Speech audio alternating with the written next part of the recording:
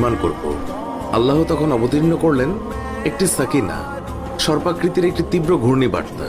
আল্লাহ জানালেন, এই সাকিনা যেখানে গিয়ে স্থির হবে সেই স্থানটিই হবে কাবার স্থান। ঘূর্ণিবার্তা চলতে চলতে নির্ধারিত স্থানে গিয়ে স্থির হলো। সেখানেই হজরত ইব্রাহিম আলাইসাল্লাম কাবা নির্মাণ শুরু করলেন। তাফসিরে মাজাহারি হজরত আলী এবং হাসানের বর্ণনায় রয়েছে, হজরত ইবনে আব্বাস রাদিয়াল্লাহু তাআলা আনহু বলেছেন, আল্লাহ পাক অবতীর্ণ করলেন একটি চলমান মেঘ। মেঘটি নির্ধারিত স্থানের দিকে ভেসে চলছিল, আর ইব্রাহিম আলাইসাল্লাম তার ছায়ায় পথ চলছিলেন। মেঘটি এক স্থানে এসে স্থির হলো। হজরত ইব্রাহিম আলাইসাল্লাম সেখানে দাঁড়ালেন। নির্দেশ এলো, এখানেই কাবাগৃহ নির্মাণ করো। কোনো কোনো ভাষ্যকার বলেন, আল্লাহ পাকের নির্দেশে হজরত জিবরাইল আলাইসাল্লাম ইব্রাহিমকে কাবা শরীফের স্থান দেখিয়ে দিয়েছেন।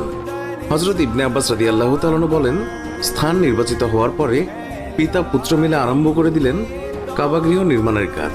এরা দুইজনে ভিত্তির খনন কাজ আরম্ভ করলেন আর মুখে উচ্চারণ করতে লাগলেন, রব্বানা তাকাব্বাল মিন্না ইন্নাকা আনতাস সামিউল আলিম।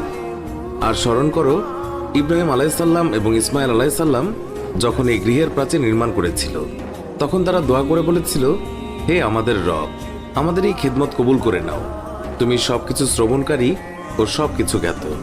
সূরা আল বাকারা 127 নম্বর আয়াত। হজরত ইব্রাহিম আলাইসাল্লাম এবং ইসমাইল আলাইসাল্লাম দুইজনে মিলে ভিত্তির জন্য মাটি খনন করে ভিত্তির কাজ শুরু করে দিলেন। হজরত ইসমাইল আলাইসাল্লাম পাথর বয়ে আনতেন, আর বৃদ্ধ হজরত ইব্রাহিম আলাইসাল্লাম নির্মাণ কাজ চালাতেন। ইব্রাহিম আলাইসাল্লাম মিস্ত্রি আর ইসমাইল আলাইসাল্লাম যোগালের ভূমিকা পালন করেছেন। হজরত আবদুল্লাহ ইবনে আব্বাস রাদিয়াল্লাহু তাআলা আনহু বলেছেন, হজরত ইব্রাহিম আলাইসাল্লাম 5টি পাহাড় থেকে পাথর এনেছেন। পাহাড়গুলো হলো হেরা, সিনাই, সিরিয়ায় অবস্থিত লুবনান, জুদি এবং 5 নম্বর জায়তা। ভিত্তি স্থাপন হয়েছিল হেরা পর্বতের পাথর দ্বারা। দেয়ালের গাঁথুনি যখন বর্তমানে রক্ষিত হাজরে আসওয়াতের উচ্চতা পর্যন্ত পৌঁছালো, তখন ইব্রাহিম আলাইসাল্লাম বললেন, ইয়া ইসমাইল, এখানে সুন্দর একটি পাথর স্থাপনা করো, যাতে এই দিকে তাওয়াফকারীদের অন্তর আকৃষ্ট হয়। ইসমাইল আলাইসাল্লাম অনেক অনুসন্ধান করে একটি পাথর নিয়ে এলেন, কিন্তু ইব্রাহিমের তা মনোভূত হলো না।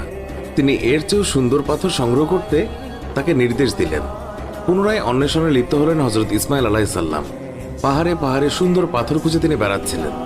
এমন সময় আবু কুবাইস পাহাড় থেকে উচ্চারিত হলো, হে ইসমাইল, আপনার একটি গচ্ছিত সম্পদ আছে আমার জীবনে।